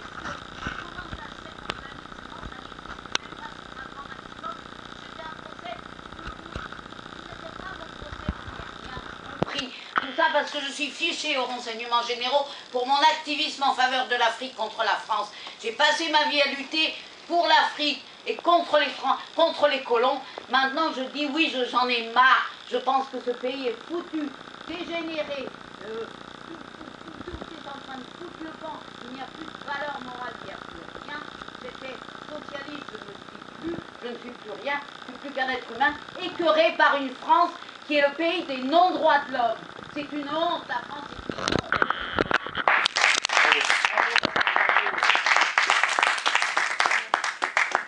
Moi, je voulais vous poser une question. Si on devient victime, on ne sait jamais ce soir, demain ou après-demain, victime d'une perquisition, on rentre chez nous, qu'est-ce qu'on fait? C'est l'état d'urgence. Non mais, qu'est-ce qu'on fait? Qu'est-ce qu'on doit faire? Subissez calmement et vous attendez l'opportunité de vous défendre. Excusez-moi, le président de la République, il n'y a pas un texte qui lui permet de prendre les pleins pouvoirs? Si, c'est l'article 16, mais là, il a, pour mettre en œuvre l'article 16, il existe un formalisme particulier. Il faut qu'il consulte le président des assemblées, le président du Conseil constitutionnel, et ensuite, à l'issue de ces consultations, il va proclamer qu'il a mis en place l'article 16. S'il met en place l'article 16, il peut effectivement suspendre temporairement l'exécution de la Convention européenne en lieu et place du Parlement. Parce qu'effectivement, l'article 16, c'est le président de la République qui s'approprie tous les pouvoirs, le pouvoir législatif, le pouvoir exécutif, tous les pouvoirs. C'est cette situation, effectivement. À condition. En l'espèce, l'article 16, ben, il a été mis en œuvre sans être mis en œuvre. En fait. Et alors, vous, vos procédures, vous allez les contrer auprès de quelle autorité? Les procédures que je vais faire, moi? Vous n'avez pas tous vos contre-attaques? Ben là, dans mes affaires personnelles, j'ai fait appel de la décision, je vais saisir le juge d'application des peines, et dans l'affaire concernant la suspension de la Convention européenne, il faut saisir le Conseil d'État, parce que c'est une décision soit du président de la République, soit du Premier ministre. Donc l'autorité compétente, c'est le Conseil d'État, et la procédure, c'est référé, liberté, suspension. Et chacun peut le faire, vous pouvez le faire. Il y a un recours qui va être disponible sur Internet, vous le prenez, vous l'imprimez. Si vous travaillez, vous pouvez aller le soir devant le Conseil d'État. Il y a une espèce de boîte aux lettres avec un eurodateur, vous avez 2 exemplaires, vous en mettez un dans la boîte aux lettres et l'autre vous le tamponnez avec l'eurodateur, il va vous mettre le tampon et puis en principe ils doivent statuer dans les 48 heures. Donc là c'est les élections, quelques jours vont passer, et je pense que en ce qui me concerne, le recours je vais le déposer certainement jeudi ou vendredi prochain. Et on verra bien ce que décidera le Conseil d'État. Ils peuvent soit accorder une audience, soit décider qu'il n'y a pas d'audience, mais là, la situation elle est claire. C'est pas dans les compétences ni du président de la République, ni du Premier ministre. Il y a une décision qui a été prise, on le sait, puisque le secrétaire général du Conseil de l'Europe a répondu effectivement, on a reçu votre requête, et donc il faudra bien que le Conseil d'État prenne une décision ou prenne position, quoi. Voilà. Alors, en ce qui concerne donc la commission, bah, écoutez, si vous êtes intéressé, les statuts vont être déposés d'ici 2 ou 3 semaines. Vous avez la possibilité de participer, de dire voilà, moi je souhaite devenir membre de cette association. Et puis, ce qui est important, c'est que il est souhaitable que les personnes qui vont être membres de cette association règlent des cotisations pour avoir un minimum de ressources. Mais nous allons également créer un site internet, et ce site internet va publier, cette association va adresser une lettre à tous les parlementaires, et sur le site internet, chaque parlementaire aura une page à son nom avec sa photo et la lettre qui lui aura été envoyée en lui expliquant que, effectivement, il n'ouvre pas de commission d'enquête à l'Assemblée nationale, il n'en ouvre pas, et ça découle du fait que c'est lié au fait que la Constitution de la Ve République et le règlement de l'Assemblée nationale ont posé des restrictions très importantes qui rendent quasiment impossible l'ouverture de commissions d'enquête parlementaire, alors que c'est peut-être la fonction la plus essentielle des parlementaires. D'abord voter la loi, mais aussi contrôler l'action de l'administration. Donc il n'y en a pas de commission d'enquête parlementaire en France, et c'est la raison pour laquelle on se retrouve dans cette situation de désastre. Alors, on va expliquer aux parlementaires qu'on va faire leur travail, le travail qu'ils devraient faire, et les prier de bien vouloir, sur les ressources qu'ils perçoivent de notre système, de nos impôts, de bien vouloir financer cette commission nationale d'enquête sous la forme d'une association. Et ceux qui ne voudront pas financer, eh bien on les affichera. Ben voilà, monsieur Untel a reçu une lettre tel jour, il ne veut pas financer, il prend de l'argent pour lui, il ne fait pas le travail, il ne veut pas financer. Bon, résultat des courses, à la prochaine élection, ne votez plus pour lui. Dégagez-le. ça va être très efficace, parce que le site de cette association va être très bien référencé, et lorsque vous taperez le nom de tel ou tel parlementaire, je vous garantis qu'au bout de quelques semaines, dans les 3 premiers noms, dans les 3 premières références qui apparaîtront en première page, vous aurez le nom du parlementaire que vous rechercherez, et n'importe qui pourra cliquer, ouvrir, et arrivera sur la page de l'association, et on s'apercevra que le monsieur, non seulement il ne fait pas le travail, parce qu'il il dépose jamais de proposition de loi, ces gens-là. Ils ne font pas d'enquête parlementaire, qu'est-ce qu'ils font? Ils passent leur temps à essayer de se faire réélire, à faire des combinaisons, des maquillages, des choses comme ça. Donc l'association aura, eh bien, je crois qu'il y a entre les parlementaires, entre les sénateurs et les députés, il doit y avoir environ 577 personnes. Eh bien, il y aura 577 pages, et quand vous taperez le nom de tel ou tel parlementaire, vous aurez sa fiche qui s'ouvrira, et on vous expliquera si il veut financer la Commission nationale d'enquête ou s'il ne veut pas la financer. Hein. Parce que ces parlementaires perçoivent des indemnités qu'ils estiment, eux, insuffisantes. Je crois qu'Henri Guénon a expliqué que les parlementaires ne sont pas assez rémunérés. Mais en plus, ils ont ce qu'on appelle une espèce d'enveloppe, qu'ils appellent la réserve parlementaire. Chaque parlementaire, chaque année, reçoit une somme de 130 000 € qu'il utilise comme il veut, sans rendre de compte à personne. Il finance déjà une association par-ci, une association par-là, la réfection d'une église, de ceci, de cela. On va leur dire, attendez là, vous pouvez peut-être, financer un petit peu cette association, puisqu'elle est d'intérêt général. Et ceux qui ne voudront pas, on expliquera aux gens, on aura la possibilité sur le site de savoir que tel parlementaire, eh bien, il ne faut plus voter pour lui, il faut le dégager du système. Ça me paraît quand même assez dissuasif. C'est notre argent. Hein, il reçoit, je crois, 5 ou 6 000 € par mois, plus 5 ou 6 000 € de frais, plus des billets de train, des billets d'avion, des ceci, des cela, et puis en plus 130 000 €. Les présidents des commissions à l'Assemblée nationale, eux, c'est pas leur réserve parlementaire, c'est pas 130 000 €, c'est 250 000 €. Et chaque année. Hein. Et le président de l'Assemblée nationale, Claude Barthelone, sa réserve parlementaire, c'est 530 000 €. Non, mais alors, quand vous voyez les défilés de la Gay Pride et compagnie, c'est financé comment, à votre avis? Réserve parlementaire. Dieudo 2017.